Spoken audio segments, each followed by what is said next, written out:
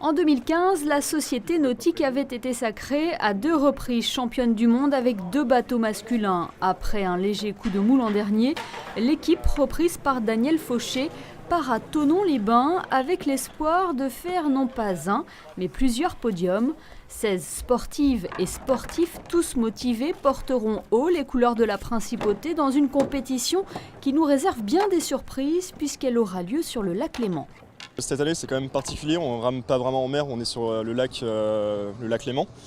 Et le gros souci qu'on se fait, c'est est-ce que le lac va être complètement plat ou est-ce qu'il va être démonté comme il peut l'être. Et dans les deux cas, ça nous arrange, ça fait pas trop nos affaires, parce que si le lac est vraiment calme, la course va pas être super intéressante, on va un peu s'ennuyer. C'est plus amusant de passer les vagues et de s'amuser à surfer pour essayer de prendre un peu de vitesse. Et si c'est démonté, on va se faire chahuter dans tous les sens et ça va être plus de la survie que de l'aviron de mer.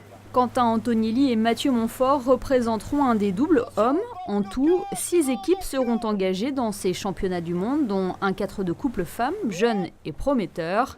L'aviron de mer demande de nombreuses qualités, dont notamment la rapidité, l'adaptabilité face aux conditions en mer et la constance, des qualités qui devront être au rendez-vous à Thonon. Il y a 3 bouées et à chaque bouée il y a des virages, donc il faut s'imaginer 20 bateaux d'aviron qui arrivent en même temps sur une première bouée, qui doivent la tourner sans se rentrer les uns dans les autres et repartir le plus vite possible.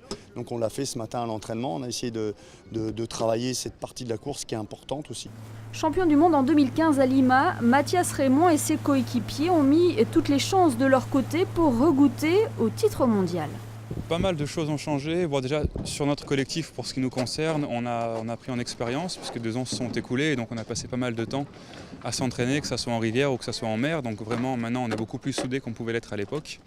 Individuellement, on s'est tous entraînés comme il le fallait, donc on n'est pas moins bon, mais on est, disons, aussi fort physiquement à l'époque. Et techniquement, c'est sûr, on est meilleur. Après, ce qui a changé, c'est par rapport au règlement de la Fédération internationale. Il y a eu des petites modifications qui ne sont pas forcément en notre faveur, mais bon, c'est le règlement, donc tout le monde s'y plie et on va jouer avec les règles.